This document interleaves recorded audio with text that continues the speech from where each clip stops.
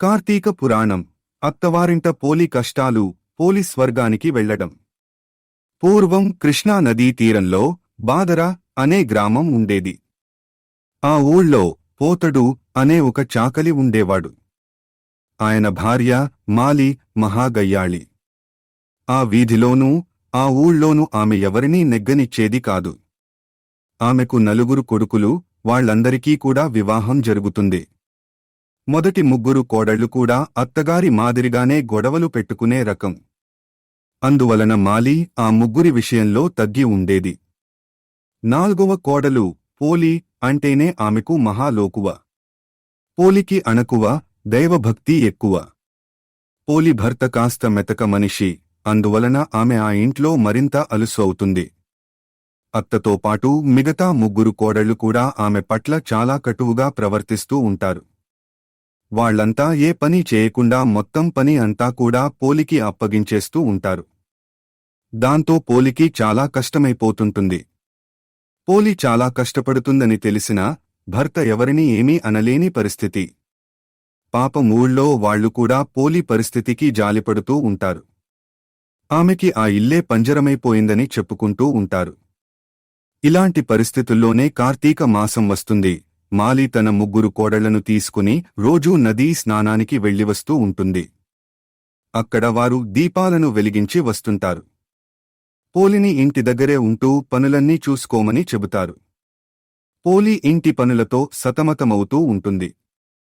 అయితే ఇన్ని రోజులపాటు మాలివాళ్లు నదీ స్నానానికి వెళ్లినా వాళ్లకి భగవంతుడిపై దృష్టి నిలవదు. ఇంటి దగ్గర పోలి పాలు తాగేస్తుందేమో, దొంగతనంగా పెరుగు అమ్మేస్తుందేమో అని ఆమె గురించే ఆలోచన చేస్తుంటారు. పోలి మాత్రం మనసులో దైవానికి తన ఆవేదన చెప్పుకుంటుంది. కార్తీక మాసంలో నదీ స్నానం కాదుగదా, పూజ చేసుకోవడానికి కూడా సమయం ఇవ్వడం లేదు. ఎప్పుడు చూసినా ఏదో ఒక పని చెబుతున్నారు, తీరిక ఉండటం లేదు అని బాధపడుతుంది. తన వంటి దురదృష్టవంతురాలు ఉండకూడదని అనుకుంటుంది. ఎలాగైనా కార్తీక మాసంలో దీపం వెలిగించాలనే పట్టుదలతో కుండలోని నీటితో స్నానం చేస్తుంది. చిరిగినదే అయినా వాటిలో కాస్త మంచిదైన వస్త్రం ధరిస్తుంది.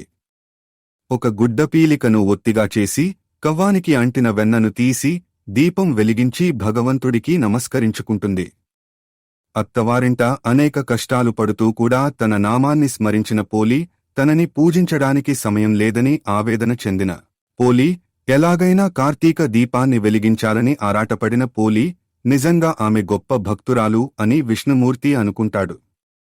వెంటనే తన సేవకుడైన సుశీలుడిని పిలిచి పోలిని దివ్య విమానంలో వైకుంఠానికి తీసుకురమ్మని చెప్పి పంపిస్తాడు. దాంతో క్షణాల్లో సుశీలుడు పోలి ఇంటికి చేరుకుంటాడు. ఒక దివ్య విమానం తన వాకిట్లో నిలవడం, అందులో నుంచి ఒక దివ్య పురుషుడు దిగి రావడాన్ని పోలి ఆశ్చర్యంగా చూస్తుంది. తాను వైకుంఠం నుంచి వచ్చిన విష్ణుమూర్తి సేవకుడను అని సుశీలుడు చెబుతాడు. ఆమె భక్తికి మెచ్చిన విష్ణుమూర్తి ఆమెను దివ్య విమానంలో వైకుంఠానికి తీసుకురమ్మని తనని పంపించాడని అంటాడు. ఆ మాటలను పోలి నమ్మలేకపోతుంది.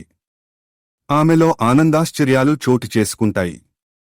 దివ్య విమానాన్ని పోలి ఎక్కుతూ ఉండగా ఆమె అత్త, తోడికోడళ్లు ఇంటికి తిరిగి వస్తూ దూరం నుంచే ఆ దృశ్యాన్ని చూస్తారు. విషయమేమిటనేది వాళ్లకి అర్థమైపోతుంది. పోలి స్వర్గానికి వెళుతోంది. తాను కూడా ఎలాగైనా స్వర్గానికి వెళ్లాలి అనే ఉద్దేశంతో మాలి పరిగెత్తుకు వచ్చి పోలి పాదం పట్టుకుంటుంది. మాలి పాదాన్ని పెద్ద కోడలు, ఆమె పాదాన్ని తరువాత కోడలు ఇలా అంతా ఒకరి పాదాలు ఒకరు పట్టుకుని గాల్లో వ్రేలాడుతూ ఉంటారు. ఇది విష్ణుమూర్తి అనుగ్రహంతో మాత్రమే అడుగుపెట్టగలిగే దివ్య విమానం. ఎంతో పుణ్యం చేసుకుంటేనే తప్ప ఎవరికీ ప్రవేశం ఉండదు. అందువలన పోలి పాదాలను వదలండి.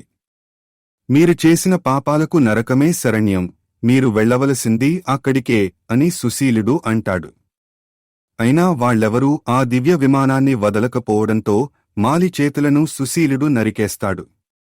దాంతో ఆమెతో పాటు 3 కోడళ్లు కూడా అక్కడి నుంచి క్రింద పడిపోతారు. పోలి శరీరంతో వైకుంఠానికి చేరుకుంటుంది. నిస్వార్థమైన బుద్ధి, స్వచ్ఛమైన భక్తి కలిగిన వారి పట్ల భగవంతుడి అనుగ్రహం ఎప్పుడూ ఉంటుందనే విషయాన్ని పోలి కథ స్పష్టం చేస్తూ ఉంటుంది.